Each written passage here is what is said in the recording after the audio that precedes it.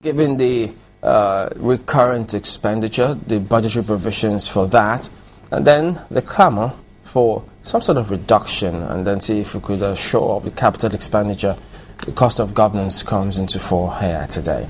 But then this publication has just been awash in the press ever since they just got hold of how much was budgeted for Government House, Aso Rock, as a matter of fact, in terms of feeding, and then you just go through the breakdown.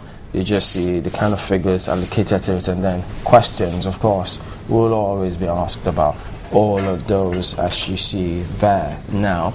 We're joined by Dr. Austin Nweze of Pan African University. Thank you for coming on this morning. Good morning.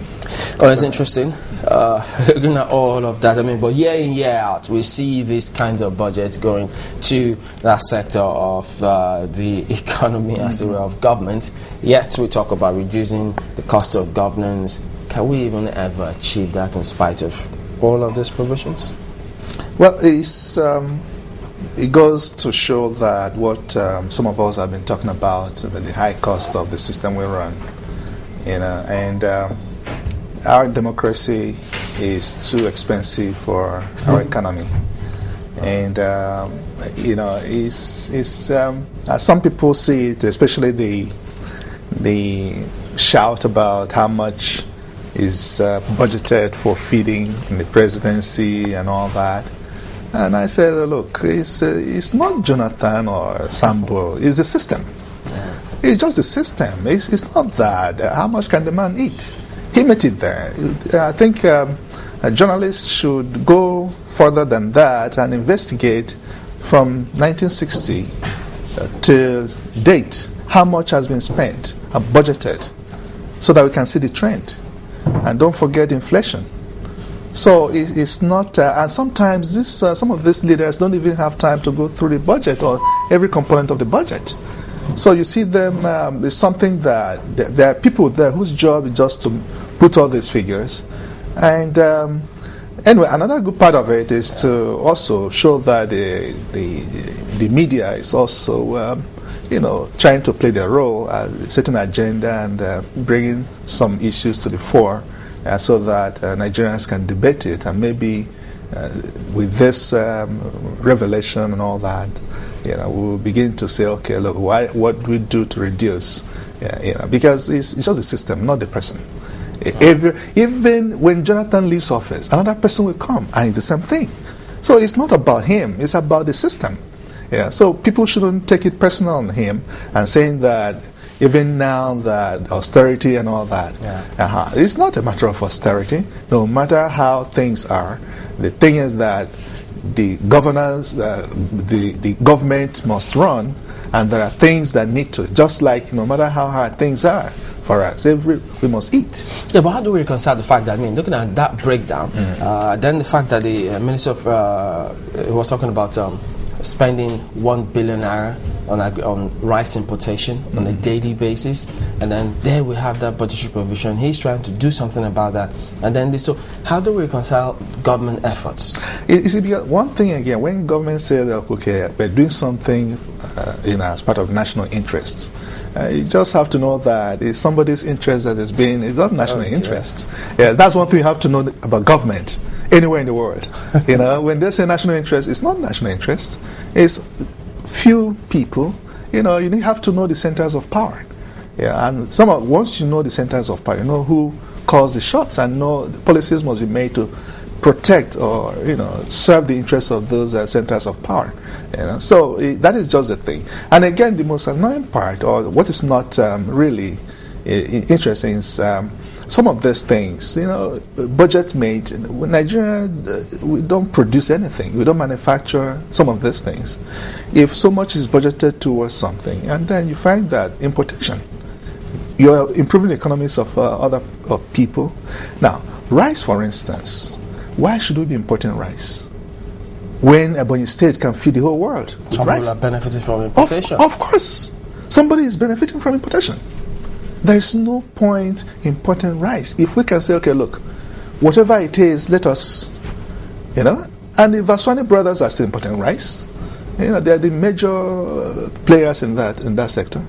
So you find that somebody's interest is being served by all these policies.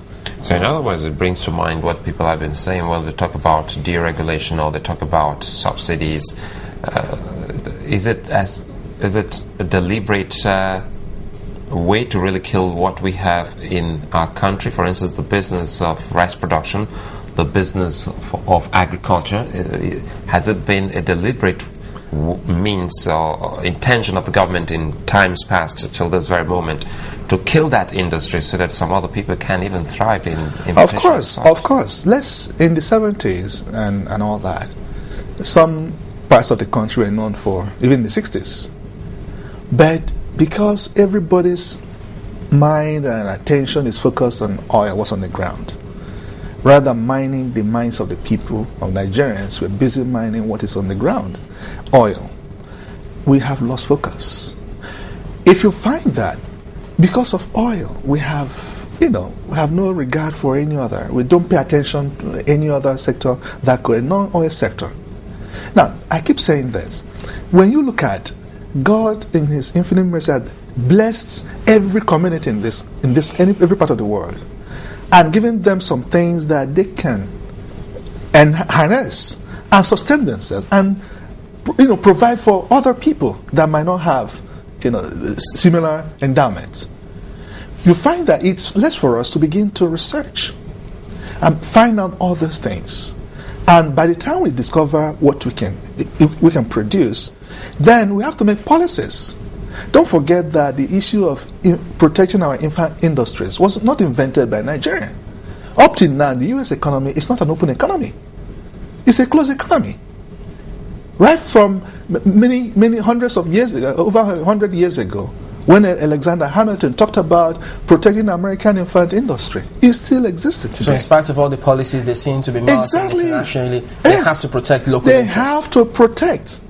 Because another argument here is that, you remember also the president on television telling us that till he leaves office, he was going to be eating cassava-made bread. Yeah. And if truly he's going to be taking cassava-made bread and everyone is following suit, how come cassava-made bread, which is going to be part of this budget we're saying, is that expensive? If we truly want to start eating cassava-made bread, then the budget for feeding for those in government at that level shouldn't amount to all of that. That means we should also as well eat some other locally produced food. Yes, by the time, don't forget that he's not the only one eating this. Visitors come, from all parts of the world. Sorry, excuse me. Sometimes the joy when we travel out is to eat the staple of the people. That's right. We just want to try out everything. Yes. And this one, they tell you this is from India, this is from China, and you have a taste. No, so why can't we tell those who come in? We're not talking about the variety. We're talking about the quantum. Okay? Oh, the quantum. Yes. Okay. We're saying that, look, there's only so much. Other people are also involved. When they come, they have this bread. And it's what you have that you serve them. So it's a good start for us to begin to look at our locally made stuff. Because if government can patronize locally made stuff, then, and only then, we will begin to encourage other people to, rather than import, to begin to look inward and produce. So we hope that, I don't know, maybe the media will begin to watch the president, make sure that he eats the bread and all that. And so, but since he has promised, he's a man of his word, I want to believe, and he's going to do that. And to encourage other people. Just like the policy of wearing Nigerian fabrics, which was promoted by Obasanjo regime or some other person.